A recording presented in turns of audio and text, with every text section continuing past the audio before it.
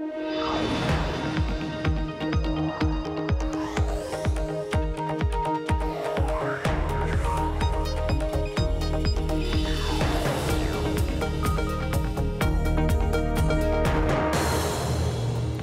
Emily Chang, and this is Bloomberg Technology. Coming up, stocks slide, equities fall to their lowest levels in weeks with tech stocks at record levels. Is there a massive pullback to come?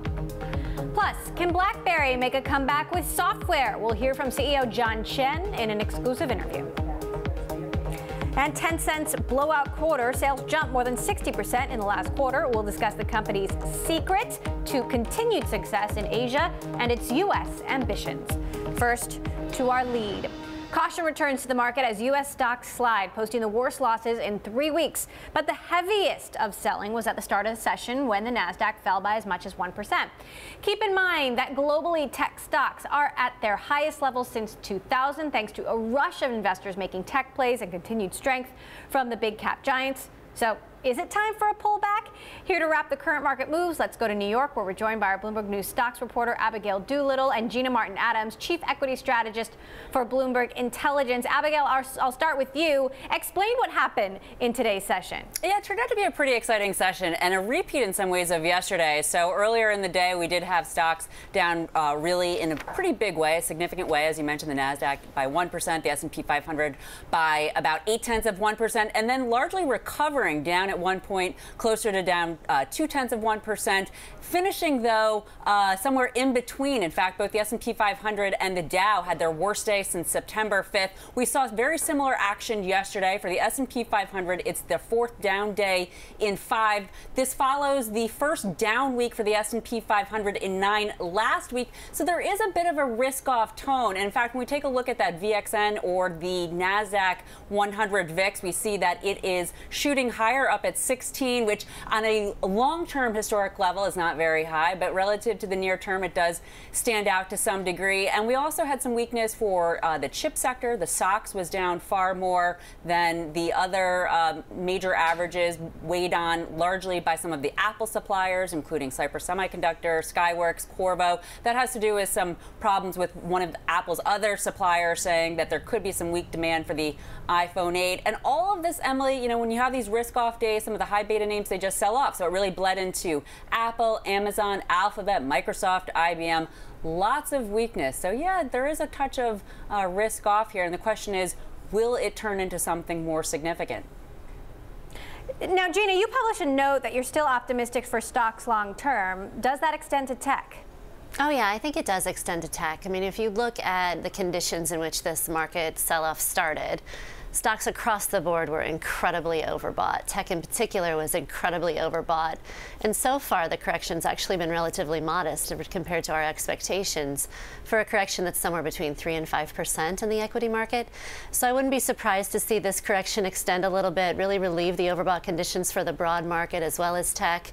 I mean, frankly, I think tech held up really well over the last several days. The breadth indicators on the Nasdaq have been extremely negative, suggesting that we probably will see a greater sell-off in tech emerge. But this sell-off's been pretty broad-based, and tech's kind of in the middle of the crowd. If you look at today's action, for example, the energy sector sold off substantially more than tech, and some defensive sectors sold off more than tech. So I think when you look at tech sort of in the middle of the road for the broad equity market returns for the day, it's a pretty decent day considering this sector has been the market leader all year.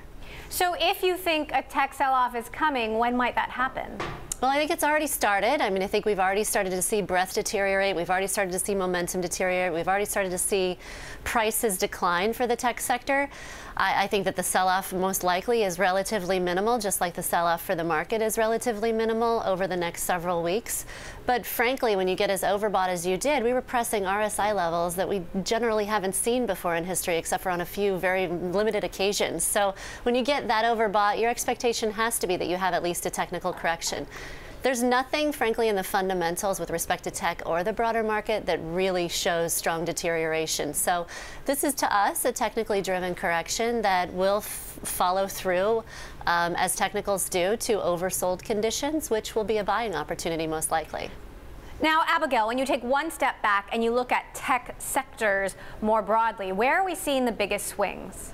Well, right now there is some strength there, despite today for the chip index. On the quarter to date, the SOX is actually outperforming in a big way both the Dow, the S&P 500, and the NASDAQ. So there is some strength there. That's important only because many strategists and certainly semiconductor analysts consider the SOX to be an early tell on the potential for economic weakness, because the chips that go into technology and so many other things that we use, if there's weakness for those chips, buying weakness, it may suggest that there's overall economic weakness. But again, the SOX, those chip stocks, are up in a big way, not just on the quarter, but on the year. But it's important to see that outperformance on the quarter. However, from a cautionary standpoint, to suggest that maybe this pullback does have a little bit more to go, as Gina was suggesting. If we hop back into the Bloomberg and take a look at something that Gina and I were talking about earlier, which is sort of interesting.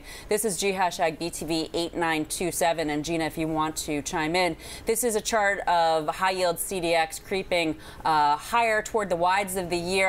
On a long-term basis, they're still kind of flatline, but we do have a little bit of action. There's been so little volatility this year. So Gina and I were talking about how, seeing this kind of movement suggests that some of those high-yield credit investors, they're getting a little bit nervous, and that's the further end of the risk continuum. So when you start to see those assets get a little bit wobbly, that may suggest that stocks could follow to some degree. I don't know, Gina, what do you think? If you weigh in? I would totally agree, actually, that the CDX and the high-yield market in general is a very good leading indicator for the equity market, and we tend to look at it as a leading indicator of major corrections to come.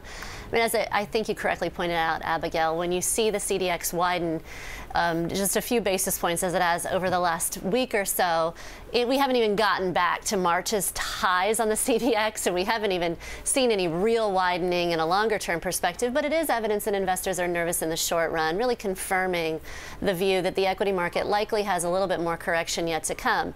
I think historically what you tend to find is in advance of major equity market corrections, you see high-yield spreads widen at least 200 basis points. So we're roughly a quarter of our way there. You've got to see a lot more follow-through in the high-yield market to really get concerned about the long-term outlook for stocks. All right, Bloomberg's Gina Martin Adams and our own Abigail Doolittle. Thank you both. We'll keep watching. All right, Cisco giving a rosy outlook in its latest earnings report. The company forecasting its first revenue gain in 8 quarters, providing an early sign of success for a company in transition. CEO Chuck Robbins has made a string of purchases to bolster Cisco's ability to offer software and services that let corporations remotely manage and secure their networks, seeking to ease its dependence on the shrinking market for high-priced hardware. Coming up, BlackBerry CEO Chen. He will tell us why Europe and the Middle East are key to the company's future. And Bloomberg Technology is live streaming on Twitter. Check us out at Bloomberg Tech TV, weekdays 5 p.m. in New York, 2 p.m. in San Francisco. This is Bloomberg.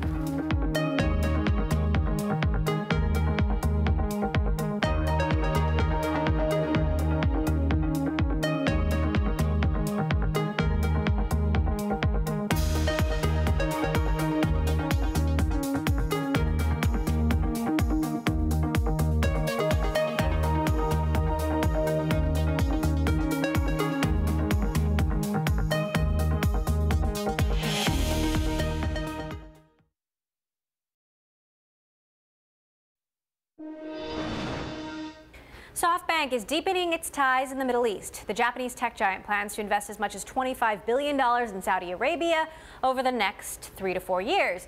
$15 billion is expected to go to a new city called Neom that Crown Prince Mohammed bin Salman plans to build. This project is also backed by more than $500 billion from the Saudi Wealth Fund. Canadian technology company BlackBerry is trying to become a software powerhouse now that BlackBerry handsets, aka crackberries, have gone out of style. The company says its goal to grow software revenue by 10 to 15% over the next year is on track. Much of that growth is coming from the Middle East and Europe. BlackBerry CEO Chen explained the plans to Bloomberg's Julie Hyman. Take a listen. What we're seeing in the growth in Middle East and in Europe, mostly from security businesses, security software, mobile security, threat analysis. So we have landed some really big contract in both places. And is the growth in the software business going to remain quick enough to make up for the declines that you've been seeing in those service access fees that are paid by the legacy BlackBerry users? Eventually it will. It's crossover now. We do about $100 million a year on the service access fee, which is the old, as you know that. So yes, our growth rates, we have roughly about a high 600 and mid $700 million software business. So, and if that growing 10 to 15%, you could do the calculation, is the crossover points there. And now when you look at the proportion of your revenue that is coming from the software business more, and enterprise mobility management specifically as part of your software business is one of the more important parts, if not the most important parts. You've got some big competitors in that market. You've got VMware, you've got IBM, Microsoft, coming at it from a BlackBerry angle. Sort of what's your sales pitch when you're speaking to companies, potential clients, going up against those large competitors? Nobody could beat us in security. Every analyst firms agree with that. Gartner, IDC, Forrester, even Google. So that's number one. And we are the number one company in mobility first. So the company was from mobility, so we maintain that DNA. So mobility, security, if that's important to you, then we are the only choice. But if that's not, then, then you can pick any one of those other people. That works. Yes. And when you look at the business over the next 3 to 5 years, not just in terms of absolute growth, but directionally where you want to take the business, where do you see it going? Yeah, it's a good question. I think everybody cannot ignore IoT. And so we're very focused on enterprise, focused on security and endpoint management. So directionally, where the industry is going, not just where BlackBerry is going, but the industry is going, it's going to be in embedded software technology to make everything you touch safer, more secure, like the car, like your home, like medical equipment. So that's where I see the big potential is going to be. Do you see any product gaps in the business at this point? Where we are today, no.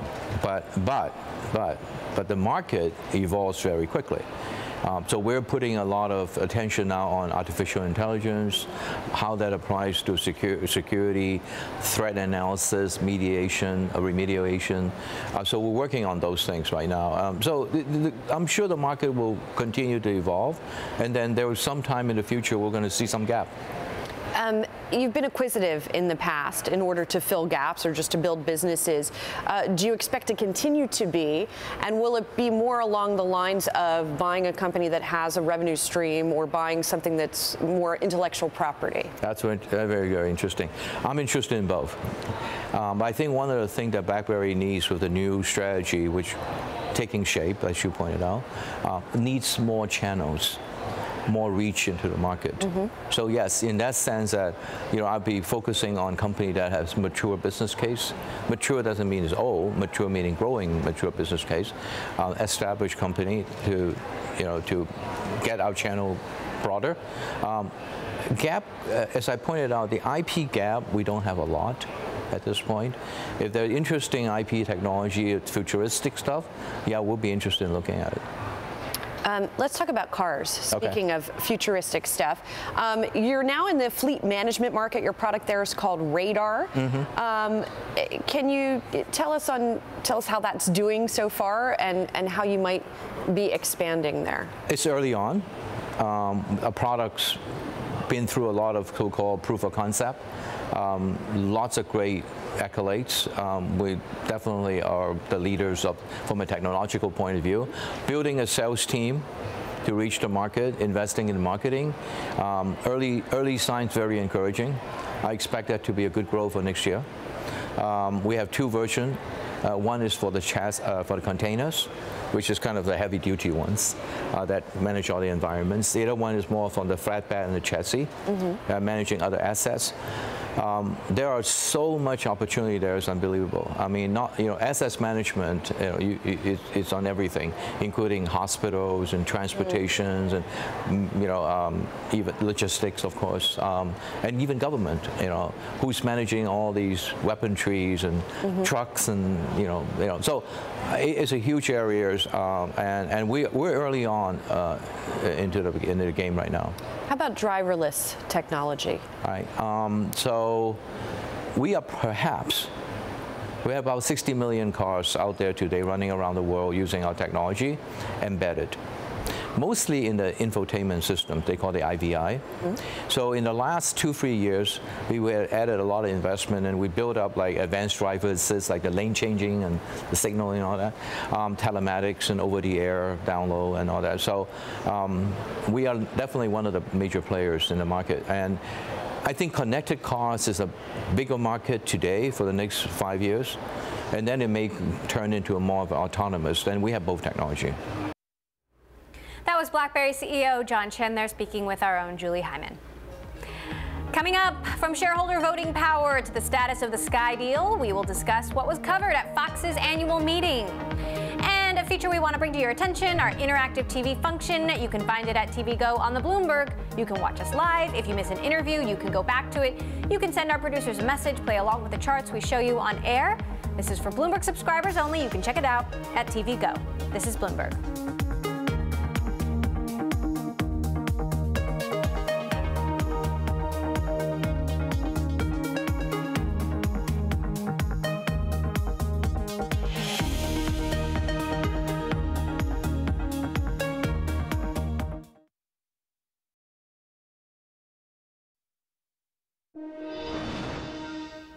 Tesla is gearing up to unveil its semi-truck this Thursday. CEO Elon Musk posted a sneak peek on Instagram and tweeted, Thursday, 8 p.m., Tesla Design Studio.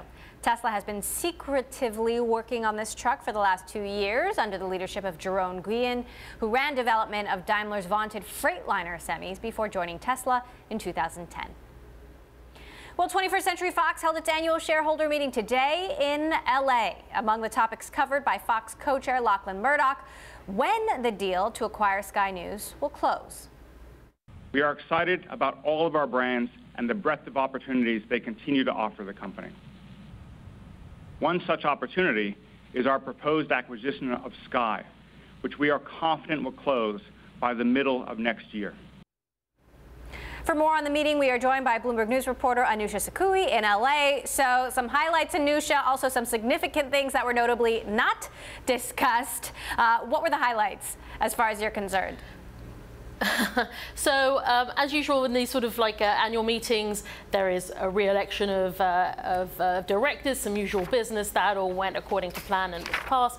Then, unusually for 21st Century Fox, the Nathan Cummins Foundation proposed cancelling the dual class of shares that Fox has and gives the family super voting powers. But that was easily won for the Murdochs and for Fox. So that was the point of tension that a lot of people were watching for. Although you know, none of these sort of proposals that have come not only at Fox, you know, many years ago, but also at News Corp have ever progressed. So that was one element. Also, you know, people really looking out for, would there be any word of, you know, the talks that are supposedly going on with Disney? You know, what might they say about the future of the company? Lachlan Murdoch got up, Rupert Murdoch was there, James was there, Murdoch, who's the CEO. And, you know, they really reiterated the results from their earnings that they released very recently, which were very strong, really proved that the Fox management is really operating its assets at a high level, generating very high affiliate revenue from its content, but also, you know, that they feel happy with the mix of assets that they have, and that they feel that they have the scale that they need. Now, maybe that gives us some inclination that that's sort of like code talk in deal land, that means nothing's really happening. But at the same time, it's not. They didn't really give anything away. So those were the kind of the main points. What do you make of the idea that they would even consider selling the crown jewels? Well, this is something that's sort of perplexing analysts and investors. Most people that I've spoken to don't really see that deal happening and don't see a rationale for, you know, the family selling off its crown jewels. Although, you know, if they got a very high valuation and maybe you believe that the industry is going in a different direction, maybe that would be some sort of rationale for it. But there's not much conviction amongst watchers that there's really any reason for the Murdochs to do this. But definitely it's something that the share price has reacted positively to. There is an issue within the Fox structure that means that there is frustration. I think both on the management side, the executives, I think the Murdochs themselves have said on calls that they have frustration, and analysts on behalf of investors have said that there's frustration about the underperformance of the stock. So, question what they can do about that, because it is a controlled company, and they trade at a discount to some of their peers because of that. Obviously, the entertainment landscape is changing dramatically. You've got Apple jumping into the original content game, Netflix and Amazon outspending the studios. How well positioned quickly is Fox? Well, it's a very good question. In fact, that was the one solo question that was asked on the floor by one shareholder, which was, how would Fox compete against, the tech titans and, companies like Netflix? What's interesting is that Fox is, as I said, in their earnings, they have shown that they've operated their assets very well, and they have some of the best content out there. Their TV show This Is Us that they make and they sell to another network, This Is Us, is the biggest hit out there. So they have other products like out in India. They're very strong reach there, and they'll have the Sky deal they think by mid next year. All right. So but it is interesting that they are talking about selling their content to as many outlets as possible. So that's their strategy. All right, Anusha Sakui for Bloomberg for us in LA. Thanks so much, Anusha. Coming up, Amazon takes AI to a whole new level. The tech titan prepares to launch its first cashierless convenience store. Details next. And if you like Bloomberg News, check us out on the radio, listen on the Bloomberg Radio app, Bloomberg.com, and in the U.S. on SiriusXM. This is Bloomberg.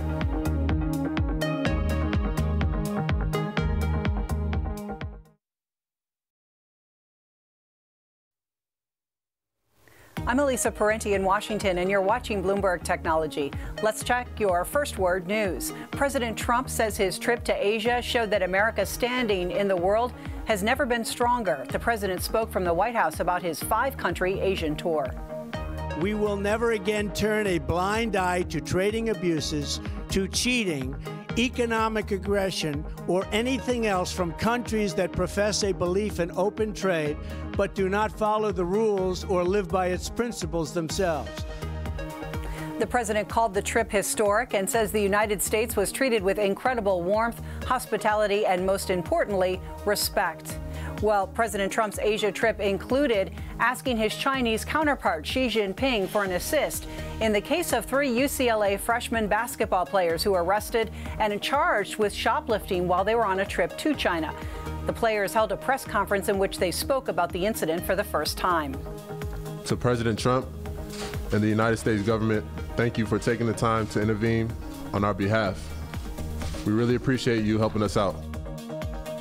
After the players spoke, the UCLA head coach Steve Alford announced that the players had been suspended indefinitely. A lead lawyer for Puerto Rico's Federal Oversight Board said today that the territory is considering suspending debt service payments for 5 years. This is the first indication of how the devastation caused by Hurricane Maria will impact the restructuring of the island's debt. The moratorium may be included as part of Puerto Rico's plan to reduce what it owes through bankruptcy. Global news 24 hours a day, powered by more than 2,700 journalists and analysts in more than 120 countries. I'm Elisa Parenti, and this is Bloomberg. It's just after 5:30 p.m. here in Washington, 6:30 Thursday morning now in Hong Kong. We are joined by Bloomberg's David Ingles with a look at the markets. David, good morning to you.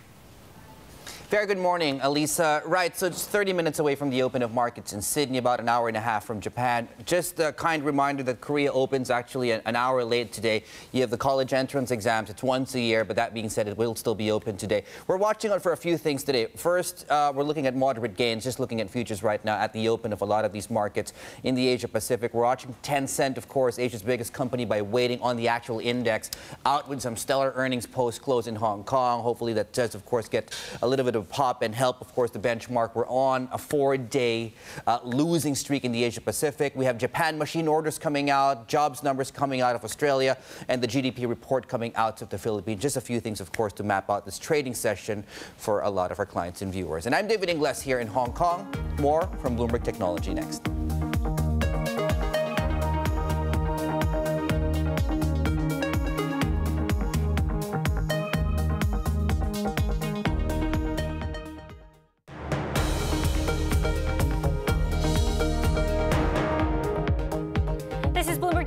Technology, I'm Emily Chang.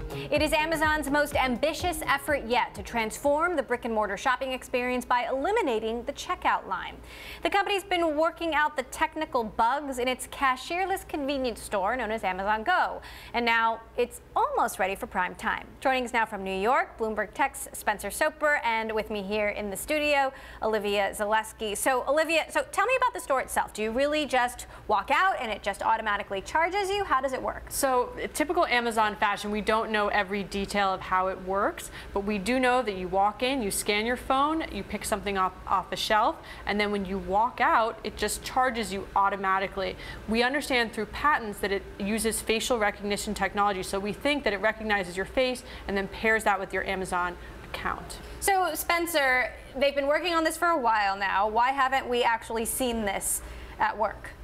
Yeah, well, they definitely had some unexpected bugs. When they launched it, unveiled it was about a year ago, and at that time they said they expected to open, early this calendar year, which didn't happen, and they had to push it back. And what we've understood is that they're working through situations beyond an individual shopper, which is a simpler transaction, they have to think through groups of people coming in, say a couple or a family. There might even be a situation where mom, dad, and a couple kids go in, and the person who checked in with their phone leaves, and the other parent remains with the children. So there are a lot of group shopping scenarios they had to consider and work through those as well. You guys also, Olivia, uncovered a little Pikachu challenge where the employees dressed up and tried to fool the system. So we understand that Amazon has been encouraging its employees to use the store often so they could find any bugs. And 3 very brave Amazon employees said, we're going to really try and trick this up. And they put on 3 matching bright yellow Pikachu onesies and went into the store and they bought snacks and sandwiches. And apparently their bill was accurate. So it even passed the Pikachu test, which is really great. But one, I think it's pretty interesting. Spencer brings up the children issue, and I think it's pretty amazing that the store has been delayed so long, mainly because of kids. Actually, if you are going in and you're shopping, I'm sure if you've ever shopped with a small child, it's actually very difficult because they touch unfortunately everything. And when they touch everything, that was tripping up the sensors. Interesting. All right, Spencer, do you think that this technology is something we're going to see in Whole Foods? I mean, that would seem obvious, right? Yeah, I think that would be the long-term plan. Amazon has very much said, no, that's not the plan. But that may not be the near-term plan, and they don't want to say that because they don't want to be seen as some kind of jobs killer. But if they perfect this and this becomes the consumer expectation, then how can they possibly leave cashiers and the checkout logjam in other stores that they operate? So granted, that would be a much more difficult proposition for them, much bigger store, bigger inventory, but you have to think that ultimately if they perfect this, that they'll get more and more ambitious with it and apply it to a bigger setting. And again, that's what Amazon is trying to do here, is redefine the shopping experience, take away an inconvenient piece, and if they can accomplish that in a small store, you'd figure they'd try to apply it to a bigger store. We saw big price cuts today, Olivia, on Thanksgiving merchandise inside Whole Foods. Is there more to come? Yeah, just in time for the holidays. Now you can get your turkey instead of $3.49, which is what they dropped it to. If you're a Prime member, you can get it for $2.99. So that's a 50-cent drop. And I think what we're seeing there is that they're really trying to get more people to sign up for Prime. That's really the strategy here behind these price drops. And I think we'll expect to see them more, but we're going to see them with that little added, you must be a Prime member in order to get this extra discount. It's going to drive people to sign up more for Prime. Can we assume more of the same, Spencer, with the Christmas holiday coming up? Yeah, and this is going to be a very interesting holiday because it'll be the first holiday shopping season with Amazon-owned Whole Foods, and we're already seeing them capitalize on the physical presence by introducing predominantly their gadgets. So they're not going to put in random non-food items, but they're going to put in the Amazon-branded gadgets that make most sense to them and make you a more loyal Amazon shopper, things like their Echo devices and their Fire TV sticks, those sorts of things. So they're definitely capitalizing on the physical, the much bigger physical presence they now have with the Whole Foods acquisition. Happy holidays from Amazon. It'll be fun to watch. Spencer Soper and Olivia Zaleski, Bloomberg Tech, thanks so much. Well, Oracle shareholders rejected the software maker's executive compensation plan for a 6th straight year. This coming after it awarded the top 3 bosses pay packages worth more than $100 million each in fiscal 2018. According to preliminary results, a majority of shares voted opposed the program. It's the only S&P 500 company that hasn't secured majority approval in a say-on-pay vote since 2011, even though founder and chief technology officer Larry Ellison owns about 28% of the stock. Coming up, one of the largest peer-to-peer money transfer services in the UK is pushing into Asia. Our interview with TransferWise chairman Taavet Hinrikus next. This is Bloomberg.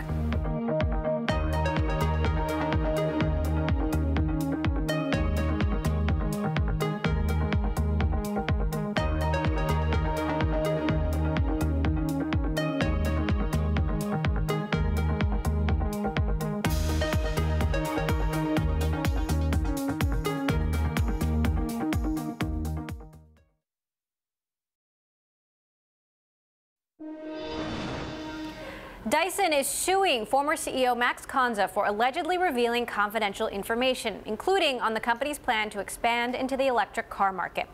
According to people familiar with the matter, Konza allegedly shared information regarding the electric car, among other ongoing projects.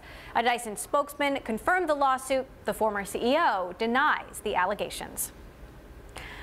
Well, Bloomberg traveled to Singapore's FinTech Festival, which has attracted 25,000 delegates from more than 100 countries. One company making an appearance, TransferWise. It's one of the largest peer-to-peer money transfer services in the UK, if not the world, helping move more than £1 billion a month. Our correspondent, Haslinda Amin, sat down with TransferWise chairman Taavet Hinrikus and started by asking why the company is betting so big on Asia. So TransferWise is solving a global problem, and as such, it's natural for us to be everywhere where consumers are. We launched a company in UK, in London, and now we just recently launched our APAC headquarters in Singapore. We're already live in Australia, in Japan, and we're pretty excited about opening up the business in India next year. It's a payment system. It's an overly crowded place. How are you undercutting banks and your competitors? So payments is a huge field. We estimate that cross-border money transfer, which is our focus, is between $5 and $10 trillion annually. So it's a big market for a number of companies to exist. We're finding success by offering a very easy-to-use solution for a very low price and really focusing on... How much cheaper are you compared to big banks? Compared to using a bank, TransferWise will save you between 5 and 10 times the money you pay in fees to your bank. So who would be your biggest competitors here in Asia? Would it be the big banks? Would it be the likes of Alipay, which is not just a Chinese player now, it's come to Singapore and going to the rest of the region? So as we look at our consumers and as we look at what it's used before using TransferWise, we're seeing that majority of this is banks. So we are looking at local banks as being our competition globally. And wherever we go globally, we're seeing the same picture. Banks are underserving the customers and overcharging them for a very simple service. That's why they're rich. Now, you've raised about $280 million recently, and to date you've raised about $400 million. Where will the money go to? How are you expanding, and where in Asia in particular are you looking at? So TransferWise has been around for 7 years now. We're a profitable business. We're above $100 million in revenue, and we're going to double the business in the next 12 months. So we're really happy about the last funding round, which gives us a really strong balance sheet to continue our expansion. And we're looking at continuing expansion all around the world. Today we're in Singapore, and this is a key focus for us. We're looking at launching the service in India, as I mentioned. We'll be live in Hong Kong, and continuing what we have today going in Australia and Japan. But similarly, we have a strong business in the US. We're looking at Latin America. We're live in Brazil already. We're going to launch Argentina next year. So we are solving a global problem, and as such, the company needs to be available on a global basis. You're already the biggest player in Europe. Are you planning to IPO, and what is your valuation? The number out there is $1.6 billion. Is that a fair valuation? It's probably a fair valuation. What challenges do you see going forward? So for us, the focus is really to continue growth. It's about continuing to serve our customers and offer them a kind of a market-leading solution. And we will continue doing this, being a private business. Eventually, I believe TransferWise will be a public company. But for now, we're in a much better position to continue growing the company as private. We have a great investor base who has a very long-term view on the business, so we're very happy with that. So if you were to IPO, what would make sense? Within the next 24 months, perhaps? Further than that, probably thinking 3-4 years out from now. I'm wondering how Brexit is playing into your strategy. Is that impacting, or is that making you rethink your position in Europe? So when we think about Brexit, there are two things which matter. One is talent, and the other is passporting of our license in Europe. So if you think about a fast-growing company like TransferWise, access to talent is key to continuing to grow the business. And if London becomes a less exciting place for talent, if it becomes harder to get people to move to London, that's obviously going to hurt the companies in London. And passporting is critical for us. Today we are licensed by FCA, which is probably the world leading regulator in fintech. There's a UK regulator, and we can use FCA license all over Europe. Now, we have a business running in all European countries, so we need to make sure we can keep on doing the business. So to keep on doing that, we are looking at opening a European headquarters somewhere in Europe to use that to serve our European customers. But TransferWise is UK headquarters and will stay UK headquarters. But having said that, do you think Brexit would make London a less attractive fintech hub compared to maybe Singapore, which is trying to build itself? So, the biggest problem with Brexit today is it's still very uncertain what's going to happen, how it's going to happen. And I think uncertainty never helps businesses. So I do think that Brexit will make UK less exciting, and other countries will win. Singapore will win. Maybe we'll see Paris become a fintech hub, given everything that's happening right now. I think we will see more hubs globally. But probably in the end, it's good for consumers, more competition. What are the challenges facing startups as they seek investments? Because one of the concerns expressed to us is that perhaps bigger banks, financial institutions may take over their IP, their intellectual property. Is that something you've gone through or not? So I think, when you're looking for investments, the challenge in fintech specifically is how do you go about building your brand, building trust? So TransferWise today has 2 million people using it worldwide. But if you're starting up as a small company, you're going to be fighting hard for a first 10, for a first 100 users. So actually, I think a very legitimate way of going to market is doing that together with the banks. Not every startup will be able to raise the money to build the brand and trust. For some companies, another way of going to market is actually working with the banks and using them as a go-to-market channel. What do you make of copycat platforms? I mean, because it is such a big market, more and more companies are trying to do exactly what you're doing. So, copying is probably the sincerest form of flattery. So, if you're seeing a company succeed somewhere in the world, then, actually it's legitimate to think about how do you bring that to your part of the world. And, you will do it locally. You might do it in a better way. When it comes to us, we feel really good about the position we're in today. We are the biggest online money mover in the world besides the banks, and we're continuing to grow fast. So we think we're in a great position, and if we continue doubling down on our strengths, continuing to offer very low cost, very fast transfers, I think we're in a strong position to continue being the leader. Taavet, just one final question. Some say that fintech will change more in the next 5 years compared to the last 30 years. What changes, what trends are you anticipating? So for me, we're a very consumer-centric company. So for me, the most important is to look at it from a consumer point of view. So, I think fintech will continue to thrive if it continues to offer people cheaper, faster, and better tools. So I think that's what we need to look out for. How do the fintech solutions actually make people's lives better, helps them save money, and helps them do things quicker? That was TransferWise Chairman Taavet Hinrikus. With Bloomberg's Haslinda Amin talking about the company's expansion into Asia at the Singapore FinTech Festival. Coming up, Tencent posts a blowout quarter with its fastest growth in 7 years. What's driving sales next? And a quick programming note, you can catch a wide-ranging interview with BlackRock's Philip Hildebrand on Leaders with Lockwood tonight in the U.S., 9:30 New York time. If you're in Europe, you can see it Thursday night, 7:30 p.m. in the UK, and in Asia, again at 7:30 p.m. in Hong Kong. This is Bloomberg.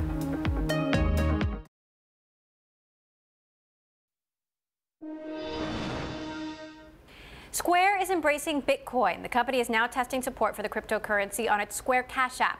Square Cash lets customers store money and send peer-to-peer payments without having to connect to a bank account.